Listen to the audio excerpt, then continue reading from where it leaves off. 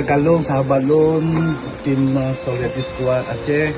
Hari ini kami sudah langsung terjun ke lokasi tempat anggota kita juga, di mana juga kita lihat kondisi rumah dengan kondisi yang sangat luar biasa dan menyedihkan, dengan kehidupan yang serba yang luar biasa. Nah, kalau kita ngomong lagi udah sesak rasanya.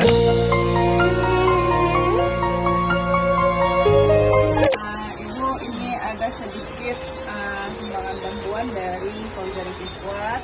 Semoga bermanfaat untuk adik dan juga ibu beserta keluarga.